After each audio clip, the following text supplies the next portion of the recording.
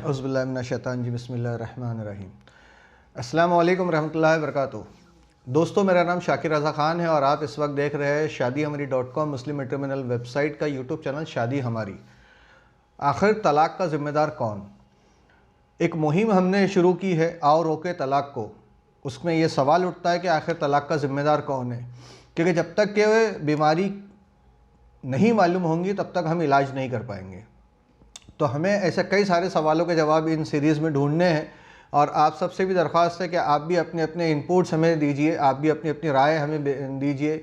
WhatsApp पे भी दे सकते हैं, आप फ़ोन करके भी बात कर सकते हैं। और जो लोग अपनी स्टोरीज़ अपने साथ हुई हादसे के बारे में या अपने तलाक़ के बारे में या अपने पास्ट लाइफ के बारे में बताना चाहते हैं, ताकि उनको सुन के लोग दोबारा वो चीज़ों से जब सफ़र हो तो क्या प्रिकॉशन ले, क्या प्रिकॉशन ना ले, ऐसे लोगों को हम इनवाइट कर रहे हैं। तो आप सामने से निकल के आइए और बताइए अपनी स्टोरीज़ हमें। हमारे यूट्यूब चैनल पर हम वो सारी की सारी स्टोरीज़ को रन करेंगे, ताकि नए लोग जो तलाक़ में जाने वाले हैं या जिनकी लाइफ डिस्टर्ब होने वाली है या डिस्टर्ब हो रही है, तो वो उनकी गलतियों से सुधार ले सके और अपनी होने वाली लाइफ को, डिस्टर्ब होने वाली लाइफ को डिस्टर्ब होने से बचा सके। तो आइए आगे बढ़ते हैं। और आगे बढ़ने से पहले मैं आपसे एक बार फिर से दरख्वास्त करूंगा कि अगर आपने हमारे इस यूट्यूब चैनल को सब्सक्राइब नहीं किया तो बराए मेहरबानी सब्सक्राइब ज़रूर कर लीजिए। घंटी वाला बटन भी याद से दबा दीजिएगा, ताकि जब भी हमारा कोई भी नया वीडियो अपलोड हो तो वो सीधे आपको देखने मिल सके। ख़ास तौर से आप इस मुहिम के साथ जुड़े, हर एक जुड़े, जहाँ भी आप रहते हैं, जिधर भी रहते हैं, हर जगह ये प्रॉब्लम बढ़ती जा रही है। समाज की प्रॉब्लम है, इसलिए सामाजिक लेवल पे काम करना, समाज के स्तर पे काम करना, समाज के स्तर पे डिस्कशन करना बेहद ज़रूरी है। ये ना सोचे कि आज मेरे घर में नहीं है, कल किसी और के घर में है, तो क्या फ़र्क पड़ रहा है, मेरा क्या जा रहा है उसमें। लेकिन हमें सावधानी बरतनी है, क्योंकि ये नंबर्स जो है वो क्वालिफाइड बच्चों की में ही ज़्यादा हो रहे हैं। जो स्टेटिक्स देखे जा रहे हैं तलाक़ को लेकर के, तो वो क्वालिफाइड बच्चों के ही तलाक़ ज़्यादा हो रहे हैं। अगर आप फेसबुक पेज पे देख रहे हैं तो फेसबुक पेज को हमारे फॉलो ज़रूर कर लीजिएगा और एक लाइक कर दीजिएगा, ताकि हम समझ जाए कि आपने हमारे इस काम को पसंद किया है और इस मुहिम के साथ आप भी कहीं ना कहीं हमसे जुड़े हुए हैं। ये एक बड़ी मुहिम है, तो बड़ी मुहिम को छोटा बनाने के लिए आप सबका साथ ज़रूरी है। इसलिए आए और आओ रोके तलाक़ों के इस मुहिम के साथ में कंधे से कंधा मिला करके हम सब मिलकर काम करें। सोशल NGOs भी इसमें काम करें, मस्जिद के इमाम मुतवल्ली भी इसमें काम करें, मदरसों के मुफ्ती भी इसमें काम करें। इस प्रोजेक्ट में हम हर किसी को दावत दे रहे हैं, ताकि हर कोई अपने अपने एफर्ट इसमें दे, हर कोई अपने अपने इनपुट्स इसमें दे और हम आने वाली नस्लों में जो तालीमी याफ्ता नस्ल हम बना रहे हैं, इतनी मेहनत मशक्क़त करके उम्मत को एजुकेशन में ऊपर लाने की कोशिश कर रहे हैं, वही एजुकेटेड बच्चे अगर अपनी स्टेबल लाइफ नहीं जी पाए तो फिर क्या फ़ायदा का। इतना एजुकेशन कराने का क्या फ़ायदा जब हमारे बच्चे अगर सुकून की ज़िंदगी ना जी पाए। इतना एजुकेशन देने का उनको क्या फ़ायदा जब हमारे बच्चों की ज़िंदगी में सुकून ही ना हो। कई सवाल है, हर एक की लाइफ में ट्रेजेडी है, हर एक को लगता है कि मेरे साथ ज़्यादा हुआ है, हर एक को लगता है कि मेरे साथ में बहुत कुछ हुआ है। वो जो लगता है आपको कि मेरे साथ हुआ है, ज़्यादा हुआ है या बहुत कुछ हुआ है या थोड़ा हुआ है, वो शेयर करें हमसे, बताएं हमारे साथ में, बयान करें हमारे से। हम भी है तो वो आपकी आवाज़ को लोगों तक पहुंचाएंगे, आपका की आवाज़ लोगों तक पहुंचा करके हम लोगों को आने वाले वक्त में अपने जो बच्चों की तरबियत है उस तरफ उनका ध्यान लाने की कोशिश करेंगे। जैसा कि पिछले वीडियो में मैंने बताया कि इसके सबसे पहले तीन लोगों पर होते हैं, 3 जनरेशन्स पे होते हैं किसी भी किस्म के तलाक़ को। अल्लाह रब्बुल इज़्ज़त ने तलाक़ का प्रोविज़न इस्लाम में रखा ज़रूर है, लेकिन सबसे ज़्यादा नापसंदीदा लफ्ज़ अल्लाह के नज़दीक यही है, क्योंकि सातों ज़मीन और सातों आसमान पूरी काँपती है जब कोई शख्स किसी अपनी बीवी को ये लफ्ज़ कहता है या दोहराता है उसके लिए। तो आए हम सब मिल कर के कोशिश करें कि आइंदा ये चीज़ें ना हो, इसलिए एक दूसरे का साथ दे, एक दूसरे की बात माने। पिछले वीडियो में आप देखिएगा मेरे जाकर के, जैसा मैंने बताया कि इसका सबसे ज़्यादा नुकसान और सबसे पहला नुकसान जो होता है वो होता है बच्चों के माँ बाप पर, जिनके बच्चों के तलाक़ या जिनके बच्चे की रिश्ते टूटने पे या जिनके बच्चों के सेपरेशन पे बात आ जाती है। चाहे वो लड़के का हो या लड़की का हो, दोनों में से किसी का भी हो, पेरेंट्स होते हैं, चाहे वो किसी के भी हो, क्योंकि हर इंसान को लगता है गलती सामने वाले की है, मेरी नहीं है। ब्लेम गेम के चक्कर में वही अपना सबसे ज़्यादा लॉस करते हैं। दूसरा यंगस्टर्स का होता है, जो अपनी लाइफ को जीना शुरू ही किए और लाइफ ख़त्म होने पे आ गई। तीसरा उनका होता है लाइफ ख़त्म होने पे आ गई का मतलब ये नहीं है कि उनकी ज़िंदगियाँ ख़त्म हो रही है। लाइफ ख़त्म होने का मतलब ये है कि एक खुशी की ज़िंदगी जो शुरू हुई थी और उसमें फिर तो गम शामिल हो गया। अब यह गम कितना दिन चलेगा ये पता नहीं, तो वो गमगीन ज़िंदगी जीने के लिए मजबूर हो जाते हैं।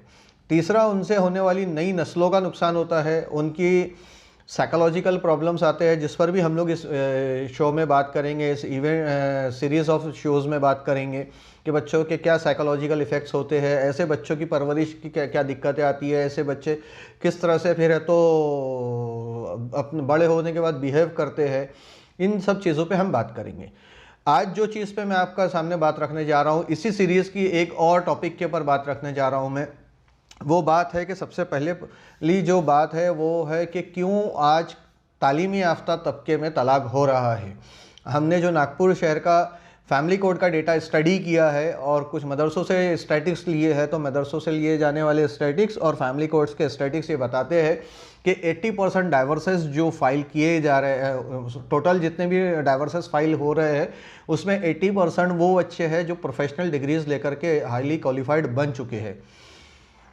भाई पढ़ाया तो माँ बाप ने इसीलिए था ना कि बच्चे ज़िंदगी को खुशहाल जी सके। पढ़ाया तो माँ बाप ने इसीलिए था ना कि बच्चों को ज़िंदगी जीने का तरीका समझ में आए, शऊरमंदी बढ़े उनकी। एक अनपढ़ में और एक पढ़े लिखे में फ़र्क यही होता है कि उसमें सब्र का मादा ज़्यादा होना चाहिए। लेकिन क्यों ऐसा हो रहा है कि तालीम याफ्ता कपल्स के बीच में सब्र ख़त्म हो गया है? तो इस बात को जानने के लिए बहुत सारी बातों को समझना ज़रूरी है, बहुत सारी बातों का पर बहस करना ज़रूरी है, बहुत सारी बातों पे तस्करा करना ज़रूरी है। मैंने ये बहस अवाम में छेड़ा है, अब अवाम भी इस पर तस्करा करे, अवाम भी इसका रिव्यू ले, अवाम भी इसका रिकैप करना शुरू कर दे कि भाई क्या हो रहा है हमारी समाज में, कहाँ गलतियाँ हो रही है। सबसे पहले तो ये जो आदत हमने बना ली है उसको ख़त्म करें।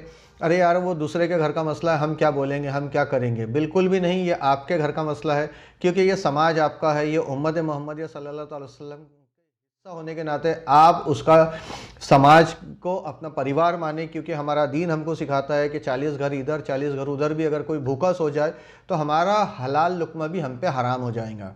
हज़रत उमर फ़ारूक सिद्दीक़ रज़ी अल्लाह ताला अन्हु जब तक के खाना नहीं खाया करते थे, जब तक वो अपने शहर के चारों सिमत जाकर के अपने शहर की जो सीमा है वहाँ तक देख नहीं लेते थे कि कोई भूखा तो नहीं सोया है, कोई तकलीफ़ में तो नहीं है, वो रातों में तो ये गश्त करके देखा करते थे।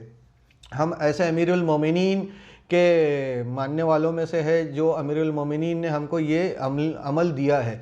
तो फिर ऐसा क्या हो रहा है कि तालीम याफ्ता बच्चे इतने ज़्यादा तलाक ले रहे हैं? और इन जो तलाक के पीरियड्स को हमने स्टडी किया उसमें हमने ये डेटा देखा है कि ज़्यादातर तलाक जो है वो 6 महीने से लेकर 5 साल के मैरिड लाइफ के बीच में हो रहे हैं। तो ऐसा क्या हो जा रहा है कि शादी हुई, शादी होने के बाद एक दूसरे से जुड़ने के बाद नई ज़िंदगी शुरू हुई और इमीडिएट डाइवर्सेस की नौबत आ गई है। ऐसा क्या हो रहा है कि लड़कियां जो है वो तुरंत ही अपने ससुराल्स को छोड़ के अपने मैके वापस आ जा रही है? ऐसा क्या हो रहा है या कि लड़के जो है वो अपनी बीवियों के साथ में अंडरस्टैंडिंग डेवलप नहीं कर पा रहे, जबकि उनको तो तालीम इसीलिए दी गई है कि वो ज़्यादा बेहतर अंडरस्टैंडिंग डेवलप कर सके, पब्लिक रिलेशन और सोशल रिलेशनशिप को बिल्डिंग कर सके। तो जहाँ हम पब्लिक रिलेशनशिप और सोशल रिलेशनशिप को बिल्डिंग करने में कैपेबल है, तो हम अपनी मैरिड लाइफ की रिलेशनशिप को क्यों नहीं बचा पा रहे? हम अपनी मैरिड लाइफ की रिलेशनशिप में केमिस्ट्री क्यों नहीं पैदा कर पा रहे?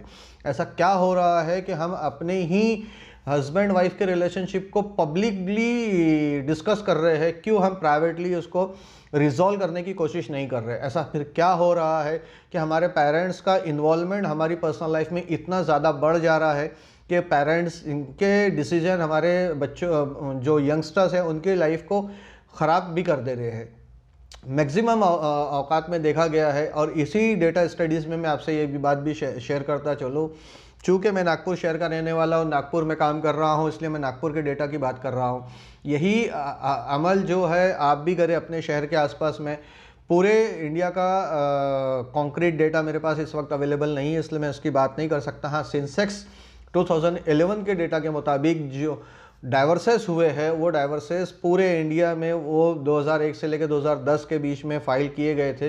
वो मुसलमानों में बहुत माइन्यूटली परसेंट में थे, यानी कि 46% सॉरी 0.46% में ही ये डाइवर्सेस थे, यानी आधा परसेंट भी कंप्लीट नहीं था। अब इसमें कई सारे पैटर्न है डाइवर्स के, इसमें कुछ खोला भी होते हैं, कुछ फांसी के निकाह भी है, कुछ है तो जिनाइनली रीज़न के वजह से भी है, कुछ नॉन जिनाइन रीज़न की वजह से भी है। ये सबको लेकर के आपने पिछले 5 साल पहले जब कोर्ट में बीजेपी के जो समर्थक है या आरएसएस के जो लोग हैं कोर्ट में गए थे, जिसका जैसे ज़किया सुमन जो है वो कोर्ट में जब इस पिटीशन को लेके गई थी कि भाई मुसलमानों में ट्रिपल तलाक को बंद किया जाना चाहिए, तो कोर्ट ने इसमें मुसलमानों के लिए निगलेजेंस का रास्ता अख्तियार किया। वो हम समझते हैं क्योंकि कोर्ट एंटी मुस्लिम डिसीजन देना चाहता था, इसलिए निगलेजेंस का रास्ता इख्तियार किया। कोर्ट ने इस डेटा पे कभी बात ही करना मुनासिब नहीं समझा कि भाई ऐसा ये जो नंबर्स दिए गए हैं 50,000 पिटिशनर सिग्नेचर के साथ पिटीशन डाली गई है, तो नंबर्स और स्टैटिक्स पे कोर्ट ने बात नहीं किया। तो खैर बहरहाल वो एक अलग डिस्कशन है। हमारा जो डिस्कशन है या मेरा जो पॉइंट है वो ये है कि हम कम्युनिटी डेवलपमेंट के लिए बात करें, कम्युनिटी डेवलपमेंट के लिए काम करें। जिन प्रॉब्लम्स को हम कम्युनिटी के अंदर फेस कर रहे हैं उन्हीं प्रॉब्लम्स को रिजॉल्व करने की हम कोशिश करें, क्योंकि अगर हमने अपनी कम्युनिटी को ही रिजॉल्व प्रॉब्लम से सेव कर दिया तो इंशाअल्लाह अज़ीज़ आने वाले वक्त में जब कम्युनिटी हेल्दी रहेंगी तो नेशन हेल्दी रहेगा। जब अगर कम्युनिटी ही वीक रहेंगी तो नेशन वीक रहेगा। आप और हम सब जानते हैं कि एंटी इस्लामिक दौर है, ये इस्लाम के ख़िलाफ़ प्रोपोगंडा करने के लिए बहुत बड़े लेवल पे काम किया जा रहा है। उसी में से एक चीज़ ये भी है डाइवर्सेस। अब ये जो सेपरेशंस हो रहे हैं, ये सेपरेशंस में जो स्टैटिक्स निकल के सामने आए हैं वो स्टैटिक्स में ये रहा है कि जो 80% डाइवर्सेस फाइल किए जा रहे हैं कोर्ट्स के अंदर में या मदरसों के अंदर में यंगस्टर्स, क्वालिफाइड यंगस्टर्स की तरफ से, उनमें भी जो नंबर्स हम देख रहे हैं तो 73% का स्टैटिक्स डेटा बताता है कि लड़कियों के तरफ से डाइवर्स में पहल हो रही है। 79% में भी 70 से 73% का डाइवर्स फाइलिंग जो हो रहा है कोर्ट में हो या मदरसों में, वो लड़कियों के फैमिली के तरफ से हो रही है। तो ऐसा क्या हो गया है, क्यों इतने हम इंटॉलरेंस हो गए हैं, इंटॉलरेंट की ज़िंदगी हम लोग जी रहे हैं। फिर ये सारी एकेडमिक एजुकेशन का हमारे बीच में फ़ायदा क्या बचता है? ये इतनी बड़ी बड़ी डिग्रियां लेना, doctor, engineer, lawyer, IT specialist और ये और वो आईटी प्रोफेशनल्स बनने का फ़ायदा क्या, जब अगर हम अपनी ही प्रॉब्लम को सॉल्व नहीं कर पा रहे हैं तो हम बिज़नेस की प्रॉब्लम्स, कंपनी की प्रॉब्लम्स या हमारे एम्प्लॉयर्स की प्रॉब्लम या हमारे एम्प्लॉयर्स के क्लाइंट्स की प्रॉब्लम्स को कैसे सॉल्व कर पाएंगे? अगर हम वो करने में कैपेबल है तो हम अपनी पर्सनल लाइफ में क्यों हार जा रहे हैं? अगर वो चीज़ की कैपेबिलिटी हमारे पास मौजूद है तो हमारी अपनी पर्सनल लाइफ की कैपेबिलिटी हमारे पास मौजूद क्यों नहीं है? ये सारे सवाल है, ये सवालों को पेनिट्रेट कीजिए, आपके आसपास में ध्यान दीजिए, ये सारे सवालों पर नज़र डालिए कि आखिर क्या है की वजह जब तक आप नहीं जानने की कोशिश करेंगे, जब तक हम जानने की कोशिश नहीं करेंगे, तब तक कि आप और हम किसी भी प्रॉब्लम को सॉल्व नहीं कर पाएंगे। देखिए, उम्मत मोहम्मदिया सल्लल्लाहु अलैहि वसल्लम में हमारा हम सब पैदा हुए हैं, जो ईमान में दाखिल हुए हैं वो भी इसमें शुमार है।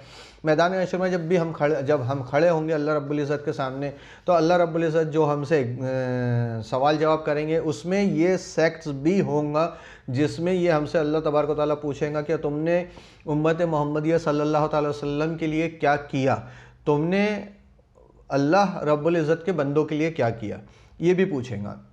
तो ऐसे सवालों के जवाब, बहुत सारे सवाल हैं, उनको ढूंढना है हमको, हम सबको मिलकर ढूंढना है। तो आइए आप सब भी इन सवालों के तरफ में अपनी अपनी बात रखें। इन सवालों के जवाब आपके तरफ से हम चाहते हैं, आप हमें कमेंट्स करके बताएं कि आप क्या सोचते हैं इन सवालों के बारे में, आपके क्या तजुर्बात रहे हैं, आपसे हम सवाल के जवाब चाह रहे हैं या आपके और कोई सवाल है तो वो भी हम चाह रहे हैं। इस वीडियो का में सिर्फ सवालों का मतलब ही यही है कि ऐसे वो वजह कि आखिर क्या हो रहा है कि जो मुस्लिम समाज में इतने ज़्यादा तेज़ी से तलाक बढ़ रहे हैं, यंगस्टर्स की तरफ बढ़ रहे हैं। लेकिन यहाँ मैं आपसे साफ बताते चलूँ कि 0 नंबर केसेस आए हैं, ट्रिपल तलाक के 0 नंबर केसेस आ रहे हैं, मतलब बहुत माइनर नंबर है, उसको काउंटिंग में नहीं लिया जा सकता है। इसलिए इस वीडियो को कोई भी ये इंटरप्रेट ना करे कि मैं ट्रिपल तलाक बिल की बात कर रहा हूँ। यहाँ प्रॉपर प्रोसेस किया जा रहा है, मैं जिस चीज़ की बात कर रहा हूँ वहाँ प्रॉपर प्रोसेस की बात कर रहा हूँ। सेपरेशन के लिए जो टाइम पीरियड लिया जा रहा है उसकी बात कर रहा हूँ। हमारा मुहिम जो है वो सेपरेशन के लिए जो टाइम पीरियड लिया जा रहा है, जो ड्यूरिंग द प्रोसेस चीज़ें हो रही है, उसको रोकने के लिए हमने क्या क्या करना चाहिए, हम कैसे काउंसलिंग करें, हम किन लोगों तक अपनी बात को पहुंचाएं, उनकी हम कैसे काउंसलिंग करें, उनको के बीच में हम कैसे इंटरफेयर करें, हम उसकी बात कर रहे हैं। तो इसलिए उसको पॉलिटिकली जो मोटिवेटेड परसेप्शन क्रिएट किया गया है मुसलमानों के ख़िलाफ़ में ट्रिपल तलाक बिल को लेकर के, कतई भी मेरी इस पूरी सीरीज़ का मकसद वो नहीं है, और कतई भी इस बात को उससे कोरिलेट करने की कोशिश मत कीजिएगा, कतई भी उस तरफ ले जाने की कोशिश मत कीजिए, क्योंकि आप भी बेहतर जानते हैं कि वो एक प्रोपोगंडा है, मैं भी बेहतर जानता हूं कि वो एक प्रोपोगंडा है। हम लोग प्रोपोगंडा पे बात तो ज़रूर करते हैं, लेकिन प्रॉब्लम को रिजॉल्व करने की बात कभी नहीं करते। फिर हमको ये भी देखना चाहिए कि जब सेपरेशंस हो रहे हैं तो इन सेपरेशंस के बाद में लड़कियां कैसी लाइफ स्टाइल्स में जा रही है, लड़कों की लाइफ स्टाइल्स क्या हो रही है, उनको सेपरेशन के बाद में लड़कियों को क्या फेस करना पड़ रहा है, वो जो प्रॉब्लमेटिक लाइफ में जा रही है, क्या वो प्रॉब्लमेटिक लाइफ से बचा जा सकता था। वो प्रॉब्लमेटिक लाइफ में जब लड़कियां चली गई है तो उन प्रॉब्लमेटिक लाइफ से निकलने में उसको कितनी दुश्वारियों का सामना करना पड़ा है। आफ्टर जैसा हम लोग हमेशा कहते हैं कॉर्पोरेट इंडस्ट्री के अंदर में, आफ्टर सेल सर्विस, यानी कोई प्रोडक्ट बेचा गया है तो उसकी सर्विस की क्या गारंटी है, उसकी सर्विस की क्या एश्योरिटी है। कोई सी कंपनी, अगर हम मोबाइल भी खरीदते हैं एक छोटा सा 10-20 हज़ार रुपये के मोबाइल के लिए, हम पहले अपने दुकानदार से पूछते हैं भैया आफ्टर सेल सर्विस क्या है। तो आफ्टर डाइवर्स और आफ्टर सेपरेशन क्या हो रहा है, उन बातों पर भी बात करेंगे हम लोग, ताकि नई नस्लें जो है वो इन सवालों से अवेयर हो सके, इन सवालों के जवाब उनको भी मिल सके, और वो अपनी हस्बैंड वाइफ की जो लाइफ है उसको एंजॉय करे, मैरिटल लाइफ को एंजॉय करे, अपने इन लॉज के साथ एंजॉय करे, फैमिली ग्रुप के साथ एंजॉय करे। हमेशा से याद रखिएगा, फैमिली ग्रुप ही सबसे स्ट्रेंथफुल लाइफ होती है। सेपरेशन की लाइफ कभी भी आपके लिए फ़ायदेमंद नहीं होती। सेपरेशन की लाइफ, न्यूक्लियर फैमिली की लाइफ के नुकसान जो है वो नॉन मुस्लिम फैमिलीज़ अब फेस कर रही है। इसलिए वो पूरा समाज जो टीवी सीरियल्स बना रहा है उस पर से भी आप सबक सीखिए कि जो कम्युनिटी पहले हर एक फैमिली को इंडिविजुअल और सेपरेशन की बात किया करती थी, न्यूक्लियर फैमिलीज़ की बात किया करती थी, आज वो टीवी सीरियल्स के ज़रिए से जॉइंट फैमिलीज़ के कल्चर को डेवलप करने की बात कर रही है। कई सारे डाइवर्सेस इसलिए फाइल किए जा रहे हैं कि लड़कियों को जॉइंट फैमिली में नहीं रहना है। तो ये जॉइंट फैमिली में नहीं रहने के लिए वजह क्या है, सेपरेट फैमिली, इंडिविजुअल फैमिली में रहने से क्या बेनिफिट एक्सपेक्ट कर रहे हैं और उसके क्या लॉसेस हो रहे हैं, वो नहीं मिल पाने से क्या लाइफ नहीं चल पाएंगी। अगर आप इंडिविजुअल फैमिली में नहीं है और इंडिविजुअल फैमिली की आपकी एक्सपेक्टेशन है, तो आपको बिफोर मैरिज उस पर अपने जो भी रिलेशन आप जहाँ भी जोड़ रहे हैं वहाँ फिर खुल के बात करनी चाहिए। तो वहाँ क्यों नहीं आप बात कर पा रहे, वहाँ क्यों नहीं आप अपनी टर्म्स एंड कंडीशन पेश कर पा रहे, वहाँ क्यों नहीं आप अपनी बात को साफ तरीके से रख पा रहे हैं, ये भी उसका एक हिस्सा बना हुआ है और इस पर भी हम डिस्कशन करेंगे। हम अपनी इस पूरी सीरीज़ में, इस पूरे शो सीरीज़ में इस पर भी डिस्कशन करेंगे, इस पर भी है तो तबादला ख्याल करेंगे कि जब आप रिश्ता करने निकले तो अपनी एक्सपेक्टेशन के हिसाब से अपनी चेकलिस्ट को ध्यान में रखते हुए सामने वाले के साथ पहले ही डायलॉग्स कर ले। क्योंकि अगर आपने पहले डायलॉग्स नहीं किया है और बाद में आप फिर है तो उस पर बात कर रहे हैं तो बहुत प्रॉब्लमेटिक होता है, बाद में प्रॉब्लम फेस करें। उससे बेहतर है कि आप पहले करें। तो वो कौन सी चेक लिस्ट होना चाहिए, वो कौन सी पॉइंट्स है जिस पर डाइवर्सेस फाइल हो रहे हैं आज की यंग जनरेशन के अंदर, उन चीज़ों पर भी हम इस शो में डिस्कस करेंगे। तो आज के वीडियो में मैं आपके सामने जो सवाल रखा हूँ तो आप सब उस सवालों को समझिए, सुनिए और सुलझे हुए रिप्लाई दीजिए, ताकि हम इन सवालों के साथ आगे अपने शो सीरीज़ को लेके जा सके। जो लोग अपने अपने लाइफ में हुई इश्यूज़ को डिस्कस करना चाहते हैं या अपने एक्सपीरियंसेस को शेयर करना चाहते हैं, वो भी हमसे बात करें, वो अपने वीडियोस हम तक भेजें, अपनी वॉइस हम तक भेजें, ताकि हम अपने शो में रन करके उस पर फिर एक्सपर्ट ओपिनियन लेकर के नई जनरेशन को डायरेक्शन देने की कोशिश कर सके कि भैया ये चीज़ उनके लाइफ में हुई थी तो ये चीज़ नहीं होनी चाहिए।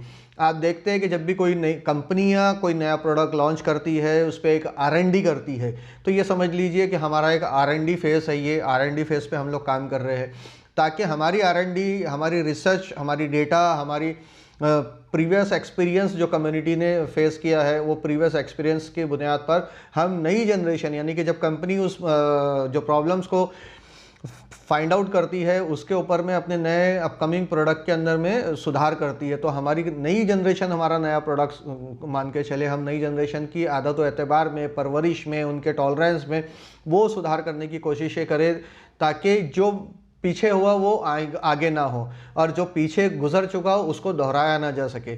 इस दोहराने से होने वाले नुकसान कम्युनिटी के हैं। इसमें मैं एक बार आपसे फिर कह रहा हूँ कि ये सोशल प्रॉब्लम है, पूरी इंटायर कम्युनिटी का प्रॉब्लम है, इसलिए हमें इंटायर कम्युनिटी को मिलकर इस पर काम करना होगा।